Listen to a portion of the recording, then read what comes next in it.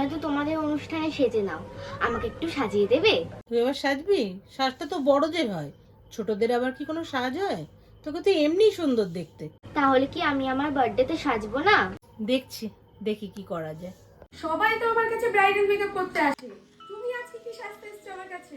সবাই তো তোমার কাছে ব্রাইডাল মেকআপ সাজতে আসে, আমারও তো কিছু সাজতে ইচ্ছা করে, সেই কারণে আজকে আমি আমার বার্থডে মেকআপ করতে এসেছি। বাহ, তো আজকে আমি আমার বার্থডে গার্লকে বার্থডে মেকআপ করব। ভিডিওটা কিন্তু একদম স্কিপ করবে না, দেখতে থাকো। আচ্ছা, ও তো ছোট, ওর স্কিনে কোনো প্রবলেম হবে না তো? ওর স্কিনে যাতে কোনো প্রবলেম না হয় তার জন্য আমি কিছু মেকআপ এনেছি, যেটা বাচ্চাদের জন্য ইউজ করলে কোনো সমস্যা হবে না। আর আমি সব প্রিপারেশন নিয়েই এসেছি, কোনো চিন্তা নেই। আমার না খুব ভয় লাগছে। ওকে কি কি মেকআপ করাবে, তুমি যদি একটুখানি প্রোডাক্টগুলো দেখাতে। হ্যাঁ, আমি সমস্ত প্রোডাক্ট দেখাচ্ছি। তোমার ফেসটাকে আমি জনসন বেবি ওয়াইপস দিয়ে ক্লিন করব, জনসন বেবি ময়শ্চারাইজার দিয়ে ওর স্কিনটাকে ময়শ্চারাইজ করব।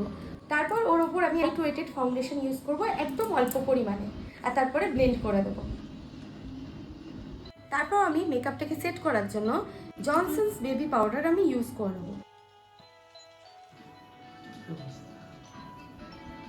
যেহেতু শ্যাডোটা হার্মফুল হয় না, তার জন্য আমি শ্যাডো ইউজ করব, কিন্তু চেষ্টা করব যাতে শিমারি ভাবটা বেশি থাকে, কালারটা কম থাকে। বাচ্চাদের হেভি মেকআপ করতে নেই, তাই একটু ব্লাশার দিলাম, কন্ট্রোলিংটা আমি স্কিপ করেছি। তারপর মেকআপ সেটিং স্প্রে দিয়ে একটু সামান্য হাইলাইটার ইউজ করেছি, এবং চোখের কোণাতেও একটু হাইলাইটার ইউজ করেছি, আর চোখের নিচেও। বাচ্চাদের কিন্তু আইব্রোজ ড্র করতে নেই, তাই আমি ব্রাশার দিয়ে কম্বিং করেছি একটু ব্রাউন শ্যাডো দিয়ে, এবং এটাকে ফিনিশিং দিয়েছি। আমি আই ম্যাজিকের ব্ল্যাক জেল লাইনার ইউজ করেছি, এখানে একটু লাইনার ড্র করেছি যাতে ওর একটা চোখটা এনহ্যান্স লাগে। বাচ্চাদের চোখ এমনিতে এনহ্যান্সই হয়, তবুও লাইনারটা ড্র করেছি যাতে ওরা মনে করুক যে হ্যাঁ আমার ওপর একটা মেকআপ ইউজ হয়েছে। অ্যান্ড দেন মাস্কারা ইউজ করেছি, আমি কোনো ল্যাশ কিন্তু ইউজ করিনি, কারণ কি সেই গ্লুগুলো কিন্তু ভালো হয় না ছোটোদের জন্য। তারপর আমি একটু আরেকটু বেশি একটা পার্টি ওয়্যার লুক দিতে গিয়ে আমি একটু গ্লিটার ইউজ করেছি, অ্যান্ড তারপর একটা লাইট কালারের লিপস্টিক ইউজ করেছি। আমার মেয়ের চুলগুলো নষ্ট হয়ে যাবে না তো? না, দেখো হেয়ার স্প্রে দিলে পরে চুলের 2% মতো ক্ষতি হয়, আমি বলবো না হয় না, কিন্তু একদিন করলে কোনো অসুবিধা নেই। তুমি আর পরের দিন মাথায় তেল লাগিয়ে শ্যাম্পু করিয়ে দেবে, চুল আগের মতো ঠিক হয়ে যাবে। আচ্ছা, 2% ক্ষতিটাও তো ক্ষতি। 2% ক্ষতিটা ক্ষতি, কিন্তু সেটা রিকভারি করে নেওয়া যায়। অনেক দিন তুমি আবার চুলে হেয়ার স্প্রে ইউজ করবে না, তো অটোমেটিক্যালি সেটা হেয়ার রিকভারি নিয়ে নেয়। এবার দেখা গেল তুমি এটা রোজ ইউজ করছো, রোজ হেয়ার স্প্রে ইউজ করছো, তাহলে চুলের ক্ষতিটা এমন হবে সেটা রিকভারি করা যাবে না। আচ্ছা, আমরা যদি রোজ বিরিয়ানি খাই, সেটা বেশি ক্ষতি হয় না একদিন খেলে, বছরে একদিন খেলে সেটা ক্ষতি হবে? কোনটা? প্রতিদিন খেলে ক্ষতি হবে।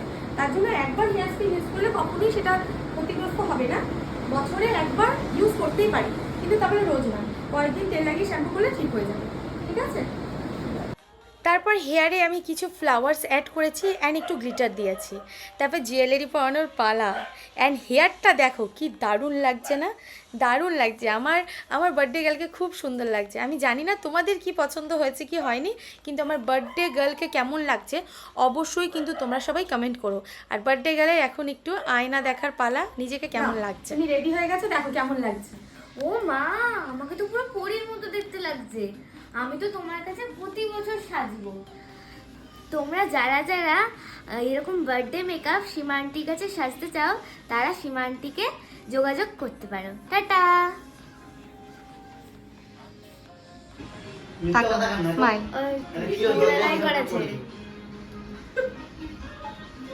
ভালো লেগেছে? হ্যাঁ। খুশি? হ্যাঁ, খুব খুশি। সত্যি? হ্যাঁ।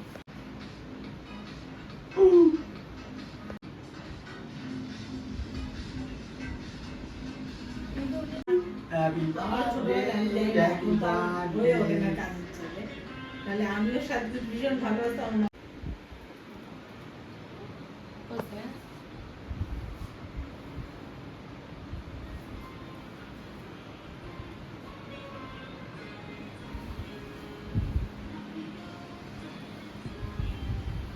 বাহ, ওদিকে দেখো একটু,